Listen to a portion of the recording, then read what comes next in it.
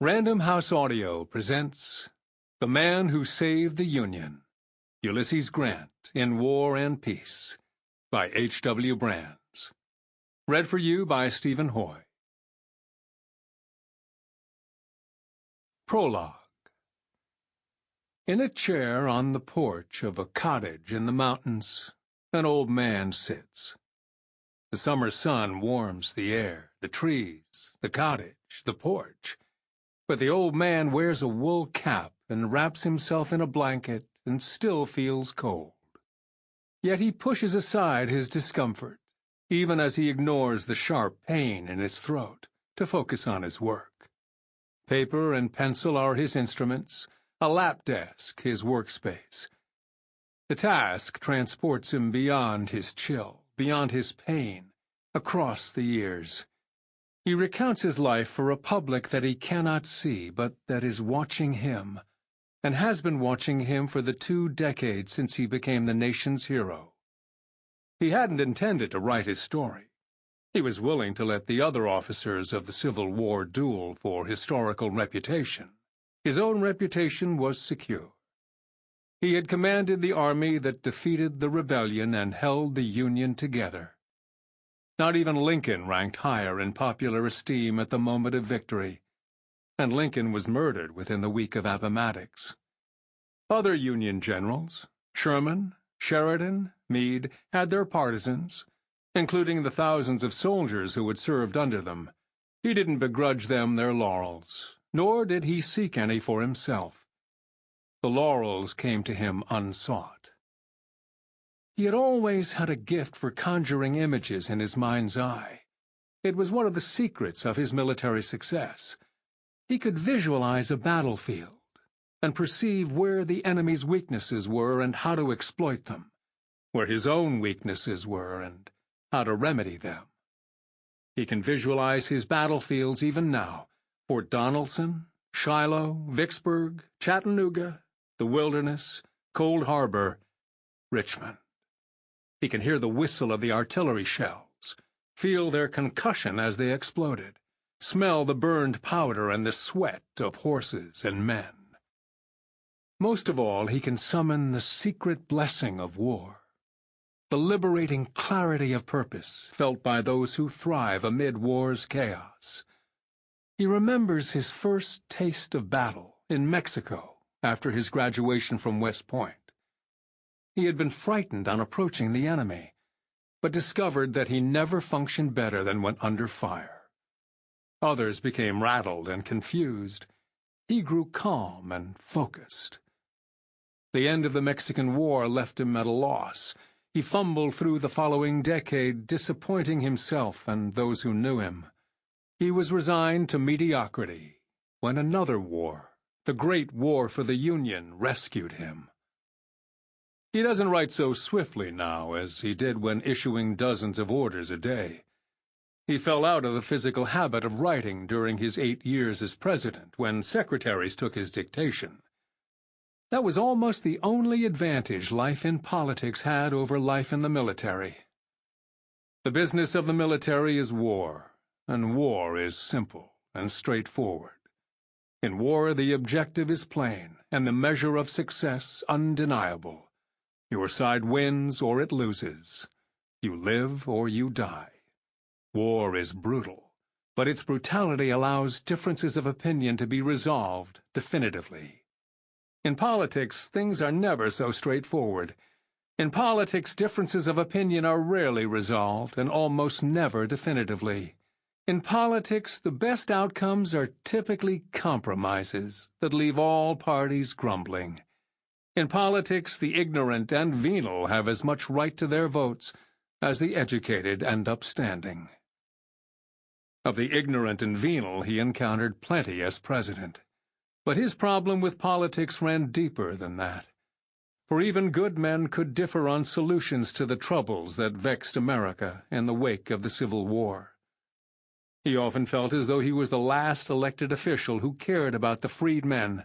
Such criticism did he receive from both parties for the strong measures he took to defend the former slaves against the Ku Klux Klan and kindred tormentors.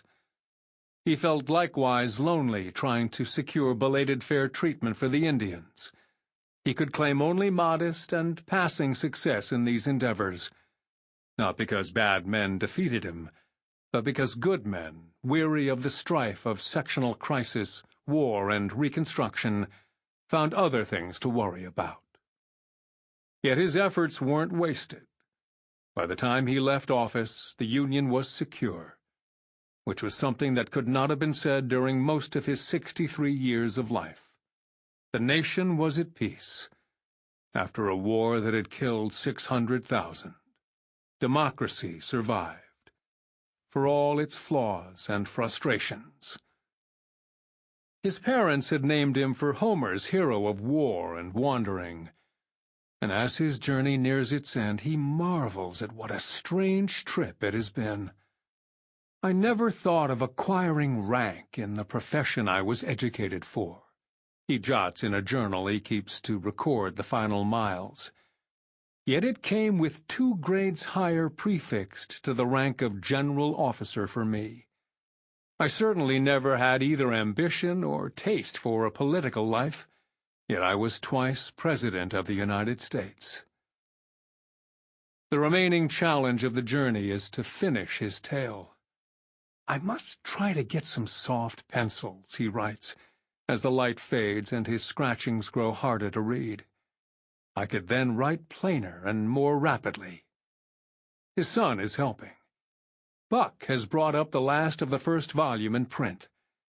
In 2 weeks, if they work hard, they can have the second volume copied, ready to go to the printer. If he can hold out that long, he will be able to rest. I will then feel that my work is done.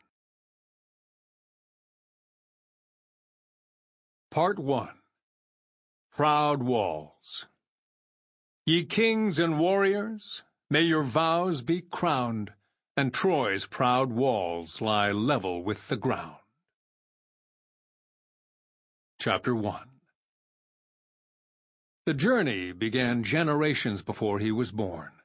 His ancestor, Matthew Grant, crossed the Atlantic from England with the Puritans in the 1630s, and subsequent Grants migrated progressively west. To Connecticut in the 17th century, Pennsylvania in the 18th, Ohio in the 19th. Jesse Grant, of the 6th generation of American Grants, for a time lived in Deerfield, Ohio, with a family named Brown, of whom a son, John, would attempt to start a slave revolt at Harper's Ferry, Virginia, in 1859. Jesse Grant never got much formal education and always felt the lack. He vowed that his sons would not suffer similarly. Jesse married Hannah Simpson in 1821. 10 months later, on April 27, 1822, Hannah bore a son they named Hiram Ulysses, on the partial inspiration of an aunt with a penchant for the classics. The boy attended private schools, since public education hadn't reached Georgetown in southwestern Ohio, where he grew up. At 14, he was sent across the Ohio River to Maysville, Kentucky, to boarding school, but the experience didn't take, and he returned to Georgetown.